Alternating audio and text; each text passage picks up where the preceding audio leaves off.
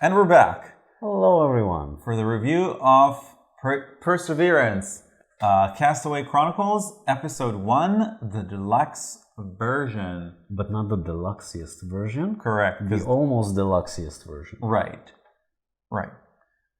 So we just finished a complete playthrough of Episode 1. You can check the links down below if you want to check it out, the rules overview, as well as the extended playthrough. Yep, and feel free to like and subscribe and comment. Comment. All right, so what do you think about art and components? So I really like the art. A lot of details. Kind of tacky, which I love. 80s vibe. Yeah, some of the cards are like super kitschy and I really like it. They tell their own story. They're very cute. Like, this is teamwork, and it's dumb, and I love it. Mm-hmm. There's no other way to talk about it. I do like the color palette. Purple. You'll notice that there are lots of yellows here, and there are lots of blues and greens. Yeah. It's not brown. It is not brown. It is very colorful, and it's also very different from Chronicle 2. Despite using very similar components. Yeah. I think it's I don't know. Episode 2. I just don't know. Mm-hmm. The iconography is fairly clear. There are a few regions where you'll be a bit confused the first time you look at them, but it gets I didn't get really my 2 simple. points, I don't think. Okay, cool. Did you not get another set of 2 points? Because then you won. No, I got who knows? You tell us. Okay. Yeah, comment below if you should have won this. Yeah. Because we're one mistake away from you winning. Yeah, I see that. All right, continue. Yeah. I love how varied the components are. There are multiple variations of each dinosaur, and they all have slight oddities, as if someone in the factory pressed them at different levels of strength, so that some of them will be a bit tilted up, a bit tilted down. It's super cute. It lends a lot of character. I find these icons to be comically ugly as opposed to everything else. Like, when you look at the other things, these look like they're taken from a completely different game, but whatever. I can understand that. Yep. It's really, really minor. Everything else when it comes to production value and to art is phenomenal. Yes, I agree. I agree with everything you said. The art is I appreciate the art. I think they did a very distinctive look here, which is very appreciated. The icons themselves, I think, are pretty straightforward. The only complaint, which is sort of first world problems, is that the deluxified version comes with, dare I say it, too many components. And by that I mean, I don't really need separate, and we'll talk about it in episode 2 as well, I don't really need separate food and story and scrap tokens. But it's different types of scrap, honey. For episode 1 versus episode 2. I don't need double the resources. They are now exploring, so now they have different metals. I don't necessarily need double the soldiers, the leaders, and double the soldiers, and I don't need, again, I know it's complicated, but I don't need the regular version tokens, which is this, which doesn't fit in the box, and the box is huge. It's our biggest box, I think. I don't need the regular ones as well as the deluxified ones, because the deluxified ones take so much space. So it's a heavy box, and it takes a toll on the wall, because it takes a lot of space. I think you're missing the point. Someone looked at this game and said, we have to beat Gloomhaven. Right. We can't be second biggest box on the market. We have to be the biggest. Yeah. Well, technically they are smaller than Gloomhaven, you're right. But not by a lot. And by the way, I appreciate the VP tracker. Super cute. And again, the art on the cards is distinctive. It's unique for every card, so that's awesome. And by the way, the table presence isn't all that big. So that's The table presence? You spent literally 20 minutes moving things around. Right. So that it will fit. Right. But think of it, first of all, every player doesn't need a lot of space, which is very nice. That is true. It's fairly well organized for the resources. Right. The dinosaurs are off to the side. So they come in these trays, right? So that you need space for those. But it could have been worse. That's what I'm trying to say. It could have been worse. If your point is it could have been worse, you're right. If you're These trying to need say, to be here, right? There was space to be saved here. Right. For sure. This could have been a card. Yeah, that's true. This could have been a card. This could have been a card. There's a lot of space here to compress the board. Like, if someone wanted to make it more manageable space-wise, they could have easily without compromising anything. Yeah. Okay, so let's talk about mechanisms. You start. Okay. You started before. Right. So, I'm not a big fan of majority games. I mean, there is area influence, I think it's called, or area something versus area majority, where one both here, no? No, where one you can nudge other people away from the region, like many war games, and one, like Rococo, for example, you cannot nudge other people. So you know in advance it's not a negative player interaction thing.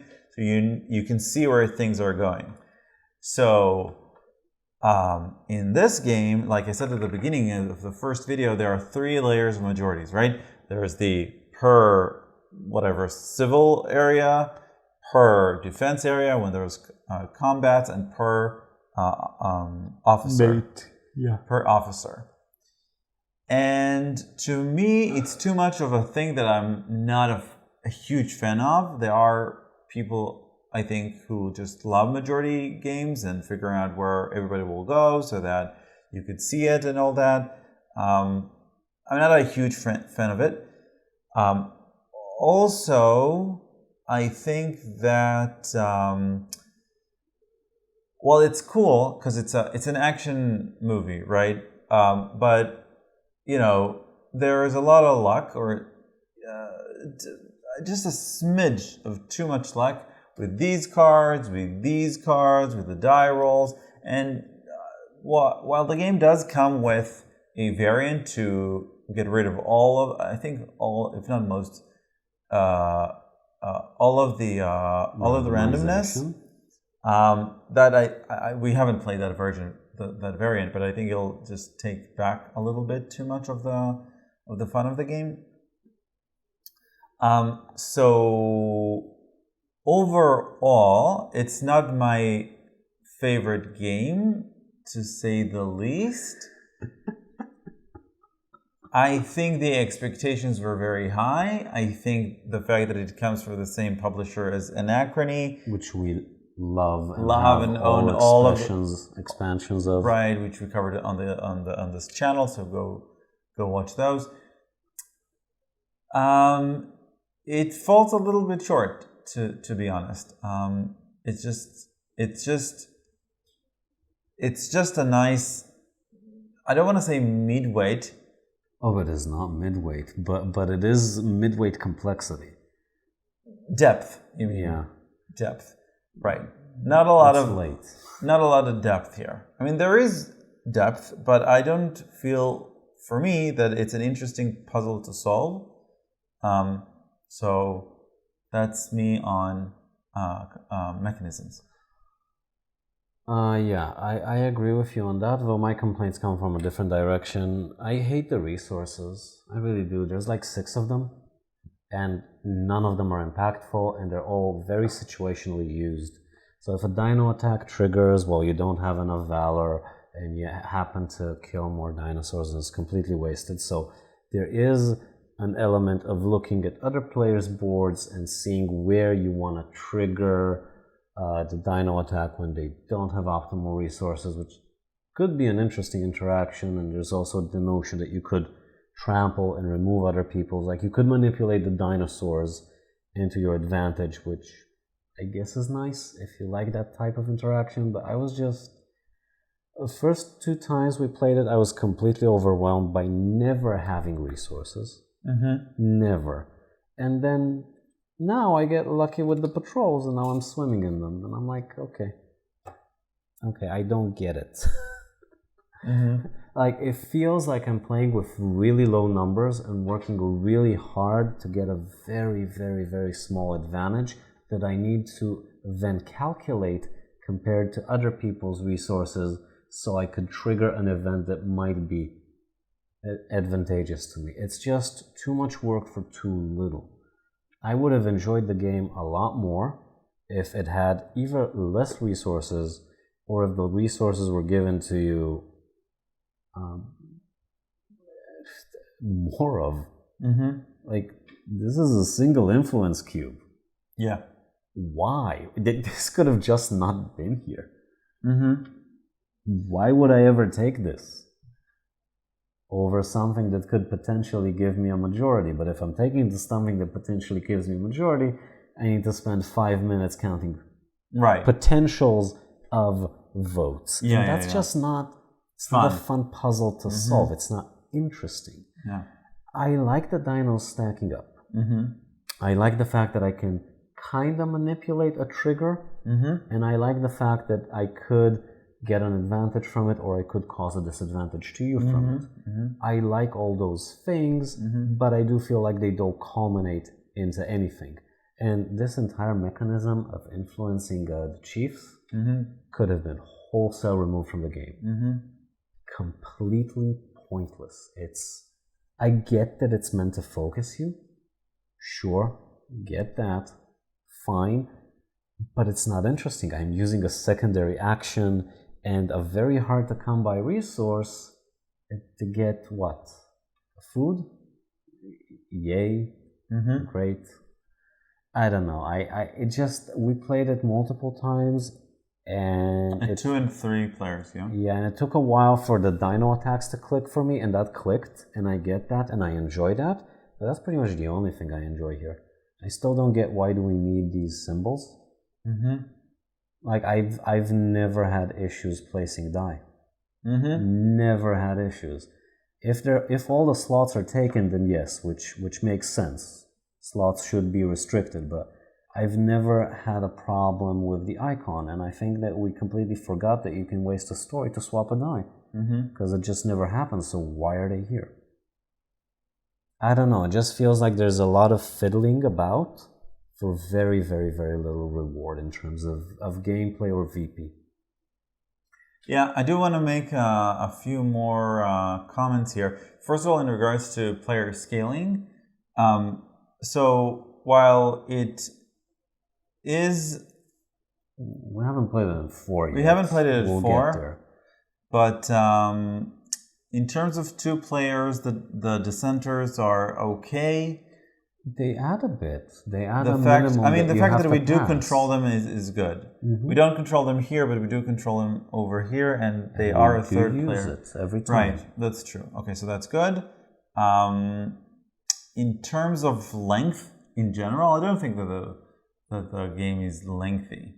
I mean, it's good length, maybe a bit on the long side, but you could say that there is some sort of crescendo where, you know, more dinos and everything gets bigger, and maybe the risk of them breaching is greater. I also wanted to mention things about replayability. There are a lot more breaches when in 3 players, from what I remember, and you are a lot lower on resources because you need to think about which breach are you going to use your dino attack, you mean? Dino attack. Okay.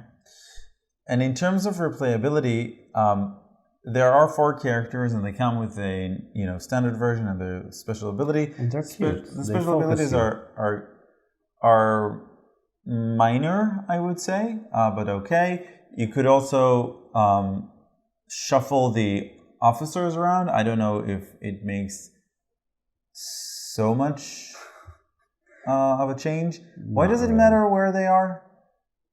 I have absolutely no idea. Maybe we're missing a role, or the... First of all, there's a captain that we're not playing with. No. Oh, that's right, captain's the second one.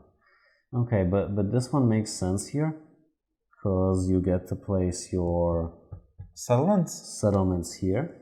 And this one makes sense here because of the traps. Thematically, you mean? Yeah, thematically. Yeah, but I wonder what's the mechanical reason of shuffling. What will that change? Absolutely nothing. So maybe we're missing something. But that's one thing. The other thing is, these change, which is so minor.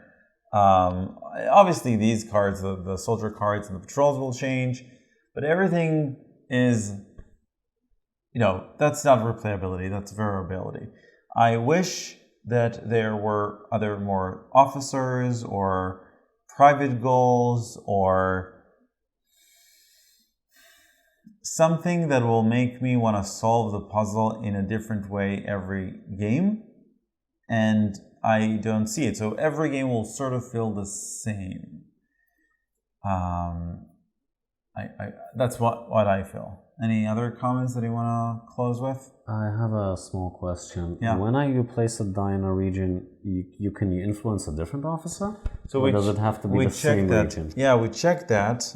Because if I played that incorrectly, you won.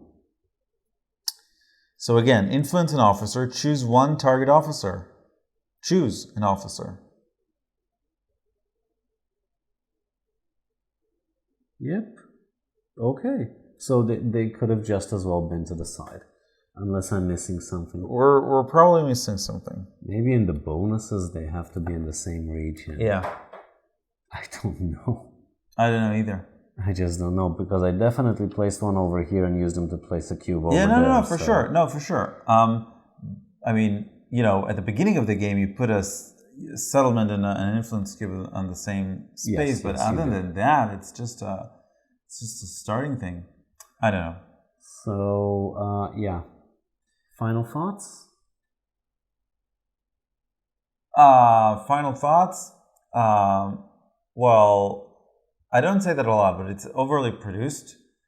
I think the fun factor and the toy factor are crutches. Is that the word? Crutch. There are crutch. There are an artificial way of making the game a lot more fun, which it does, but and then you remember the crux of the game, which is okay. So I would recommend it for people who are into tactical games, meaning very optimization, very also, calculation. If you enjoy negative player interaction, this is a game that you can turn really nasty. If you enjoy that, breaching and you can demolish other people's settlements. You can breach. You can play the a-hole here, and if you like that, then it's a game that both has Euro elements and strategic negative player interaction. So maybe that's your niche. Yeah, I guess maybe it's for people who like Euro games, but they feel like they need more theme and more tension coming from randomness.